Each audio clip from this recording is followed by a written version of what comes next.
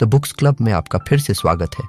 आपने नोटिस किया होगा कि दुनिया में हर कोई एक फिक्स पैटर्न पर चलता है।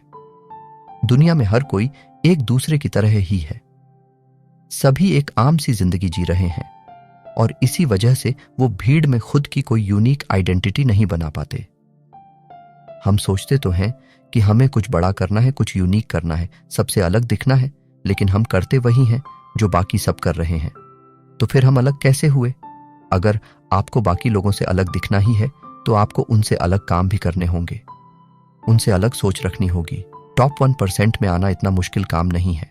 इसके लिए आपको बस 5 क्वालिटीज को अपने अंदर लाना होगा जो हम आपको इस बुक समरी में बताने वाले हैं, और बस उन्हें फॉलो करके आप खुद को 99% लोगों से अलग कर सकते हैं। ये काम मुश्किल नहीं है। ऐसा मैंने इसीलिए कहा क्योंकि ज्यादातर लोग इन 5 आसान सी हैबिट्स को फॉलो नहीं कर पाते और इस रेस से वैसे ही अलग हो जाते हैं।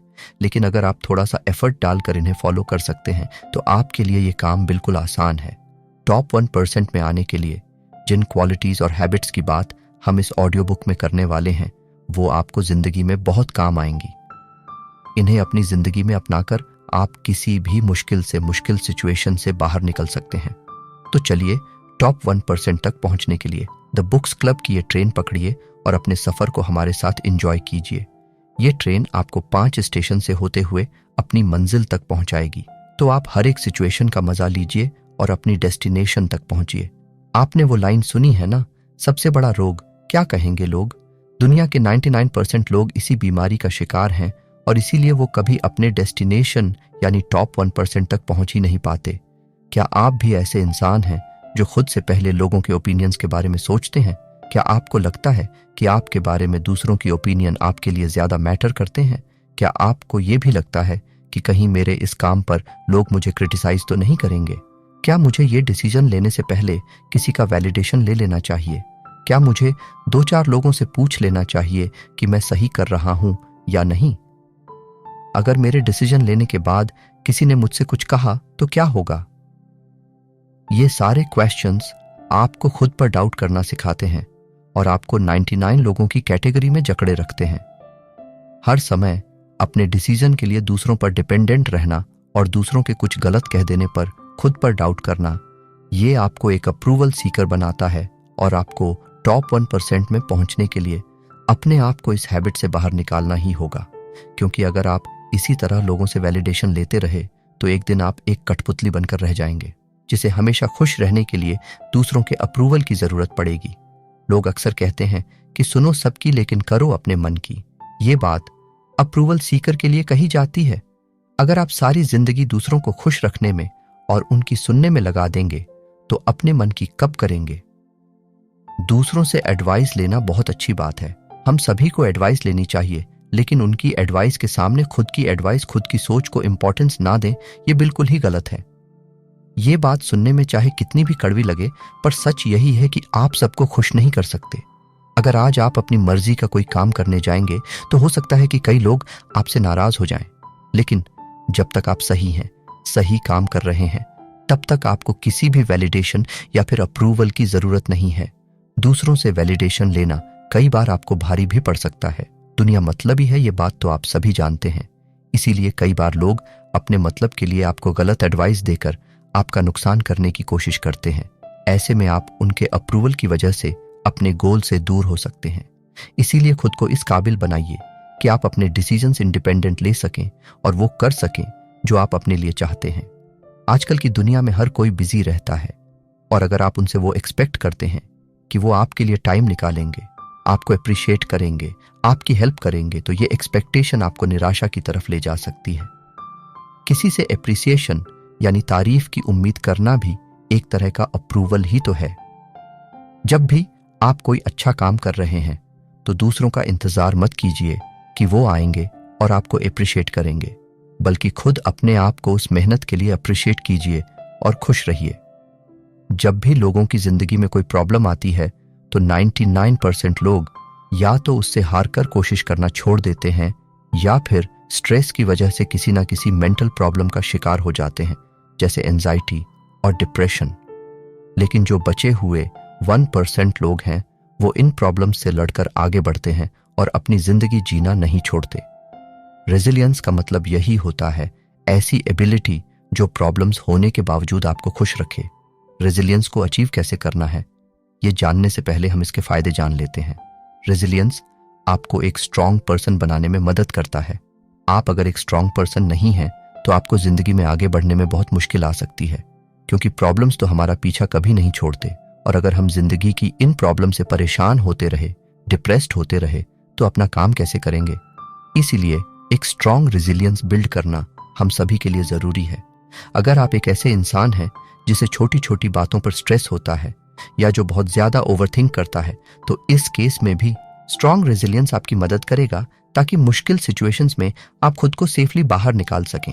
स्ट्रांग रेजिलियंस वाले लोग हमेशा आने वाले कल को देखते हैं। वो अपने पास्ट से सिर्फ लेसन्स कैरी करते हैं और लाइफ में बुरी से बुरी सिचुएशन से जल्दी बाहर आ जाते हैं।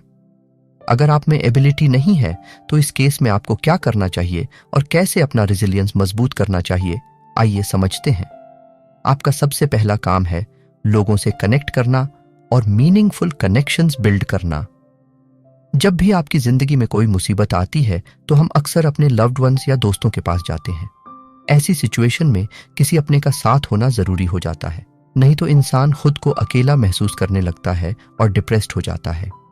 इसीलिए आप अपने आसपास कुछ ऐसे लोग जरूर रखिए जो आपको समझते हो, आपके करीब हो और जिन्हें आप खुलकर सारी बातें बता सकें। ऐसा करने से आप मुसीबत के समय में खुद को अकेला महसूस नहीं करेंगे और आपको उस सिचुएशन से लड़ने की हिम्मत मिलेगी।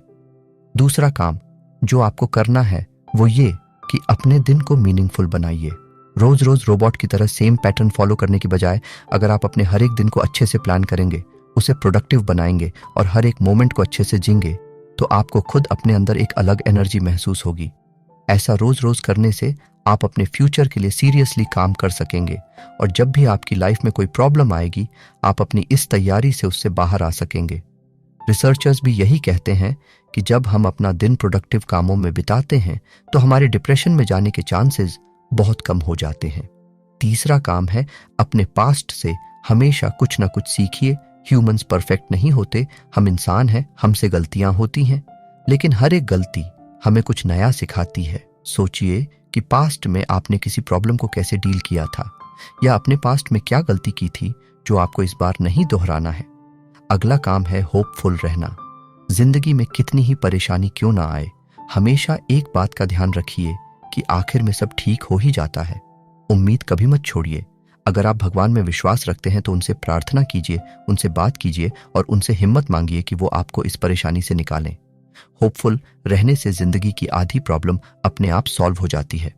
जब भी आपकी लाइफ में प्रॉब्लम आए तो खाली बैठकर ये मत सोचिए कि अब मैं क्या करूं, मेरे साथ ऐसा क्यों हुआ, मैं इससे नहीं निकल पाऊंगा, बल्कि इस प्रॉब्लम को सॉल्व करने के लिए इंस्टेंट एक्शन लीजिए, क्योंकि सिर्फ सोचने से या किस्मत को कोसने से कुछ हासिल नहीं होता। टॉप 1% में आने के लिए नेटवर्किंग आपके बहुत काम आ सकती है। वैसे तो हमारे पास कई सोशल मीडिया नेटवर्किंग एप्लीकेशंस है, लेकिन इनका सही इस्तेमाल आपको सीखना होगा। अगर आप अपने लिए बेटर अपॉर्चुनिटी की तलाश में हैं तो आपको अपना नेटवर्क स्ट्रांग करना होगा। प्रोफेशनली लोगों से मिलना जुलना, अपनी फील्ड के लोगों से टच में रहना, सेमिनार्स में पार्टिसिपेट करना, ब्लॉग्स लिखकर अपनी नॉलेज और थॉट्स शेयर करना, ये सब नेटवर्किंग के तरीके हैं। मार्शल सिल्वर ने कहा है कि enjoy the journey as much as the destination, यानी आप सफर को भी उतना ही एंजॉय कीजिए जितना डेस्टिनेशन को करते हैं। हमारी आदत होती है कि हम हर चीज को डेस्टिनेशन पे फिक्स कर देते हैं।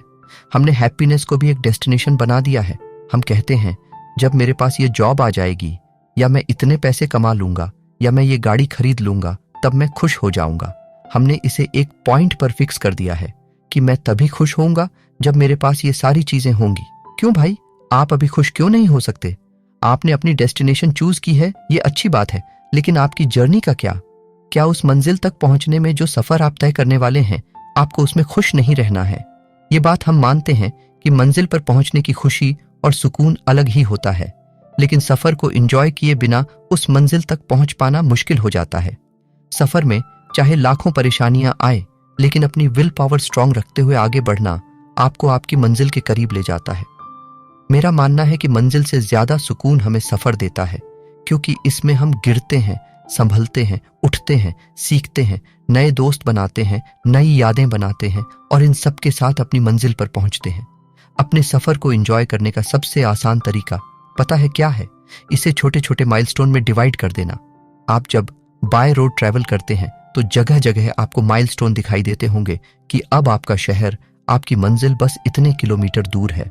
वैसे ही आपको अपने गोल्स तक पहुंचने के इस सफर में छोटे छोटे माइलस्टोन सेट कर देने चाहिए, ताकि जब आप वहां पहुंचे तो आपको अपनी मंजिल के करीब पहुंचने की खुशी हो। इस बात पर हम इतना ज्यादा एम्फसाइज इसीलिए कर रहे हैं क्योंकि सफर में खुश रहना बहुत जरूरी है। अगर आप अपना काम खुशी खुशी करते हैं तो आपके उसमें सफल होने के चांसेस बढ़ जाते हैं, लेकिन वही अगर आप बेमन से या दुखी होकर अपना काम करते हैं तो न तो आपका काम में मन लगता है और न ही आपको उसे करने में मोटिवेशन मिलता है। ऐसे में आपके फेल होने के चांसेस ज्यादा बढ़ जाते हैं। इसीलिए जिंदगी में सबसे ज्यादा इंपॉर्टेंस खुशी को दी जाती है। ये एक ऐसा स्टेट ऑफ माइंड है जो लाइफ को स्वर्ग बना देता है। और ध्यान रखिए कि खुश रहने के लिए आपको अपनी एक्सटर्नल चीजों को नहीं, बल्कि इंटरनल मोटिवेशन और पॉजिटिविटी की जरूरत होती है, जो सिर्फ टॉप 1% लोगों के पास ही होती है। तो आप भी अपनी खुशियों को ढूंढिए, न मिले तो इसे खुद बनाइए और टॉप 1% की लिस्ट में शामिल हो जाइए। महात्मा गांधी जी ने कहा है कि आराम हराम है, और वाकई उनकी बात सच है, क्योंकि आराम में रहकर कोई भी गोल अचीव नहीं किया जा सकता। कंफर्ट जोन से बाहर निकलने के बारे में आज तक हजारों किताबें लिखी गई हैं, लेकिन आज भी हम सब अपने कंफर्ट जोन में ही रहना पसंद करते हैं। क्या होता है कंफर्ट जोन? ये एक ऐसा सेफ जोन है जहां हमें किसी तरह का कोई डर, कोई तकलीफ, कोई टेंशन नहीं होती। जब आप अपने किसी तरह के कंफर्ट जोन से बाहर आते हैं तो आपका दिमाग जी जान से आपको पीछे खींचने की कोशिश करता है, क्योंकि आपके दिमाग को किसी भी तरह का चेंज पसंद नहीं है। मान लीजिए कि आप अपने घर में बड़े आराम से रहते हैं। आप जब चाहते हैं तब उठते हैं, जब चाहे सोते हैं। जब आपको भूख लगती है तो खाना आपके पास आ जाता है। जब आपको किसी चीज की जरूरत होती है तो वो आपको दे दी जाती है। लेकिन अब आपको अपना यही ऐशो आराम छोड़कर हॉस्टल जाना है, अपनी पढ़ाई पूरी करनी है, लेकिन आपका माइंड इस बात को एक्सेप्ट नहीं करेगा, क्योंकि अब आपको एक ऐसी जगह रहना है जहां आपकी जिंदगी में बहुत सारे चेंजेस आने वाले हैं। नई जगह, नए लोग, नई प्रॉब्लम्स, नई रिस्पॉन्सिबिलिटी, सब कुछ हो सकता है। आप हॉस्टल में जाएं और आपका दिमाग नए नए बहाने देकर आपको कन्विंस कर ले कि ये जगह आपके लिए बिल्कुल सही नहीं है और आपको यहां नहीं रहना चाहिए। ऐसा बिल्कुल पॉसिबल है। तब क्या होगा? ऑब्वियसली आप अपनी पढ़ाई छोड़कर वापस अपने घर चले आएंगे। लेकिन अगर आप बस कुछ दिन स्ट्रांग बने रहकर अपने दिमाग की न सुनकर खुद को इस नई लाइफ में एडजस्ट कर लेते हैं और अपने कंफर्ट जोन से बाहर निकल आते हैं तो आपकी जिंदगी बदल सकती है। तो आप समझे कि गांधी जी ने ऐसा क्यों कहा था। जरूरी नहीं कि कंफर्ट जोन हमेशा किसी आराम से जुड़ा हो। नई चीजें संभालने का डर, खुद को सेफ एरिया में रखने की सोच भी एक तरह का कंफर्ट जोन होता है। मान लीजिए कि आप अपनी पहली इंटरनेशनल ट्रिप पर जा रहे हैं, लेकिन आप बहुत डरे हुए हैं क्योंकि आपको इंटरनेशनल ट्रिप्स का बिल्कुल एक्सपीरियंस नहीं है। यह आपके कंफर्ट जोन से बाहर की चीज है, इसीलिए आप हमेशा डर के साए में रहते हैं। आपको इस बात का डर लगा रहता है कि अब चीजें आपके कंट्रोल से बाहर जाने वाली हैं। इस केस में आपके साथ दो सिचुएशंस हो सकती हैं। एक कि आप अपने कंफर्ट जोन में वापस जाकर अपनी ट्रिप कैंसिल कर दें, और दूसरा आप इस जोन से बाहर निकलकर अपनी पहली इंटरनेशनल ट्रिप पर जाएं और नए नए एक्सपीरियंस गेन करें। दूसरा ऑप्शन हमेशा ही बेस्ट होता है। अपने कंफर्ट जोन से बाहर निकलकर नई चीजें सीखना, नए एक्सपीरियंस लेना, बेटर अपॉर्चुनिटी मिलना, यह सब लाइफ में बहुत जरूरी है। इसीलिए जॉन सी मैक्सवेल ने भी कहा है कि अगर आप ग्रो करना चाहते हैं तो आपको अपने कंफर्ट जोन के बाहर जाना होगा।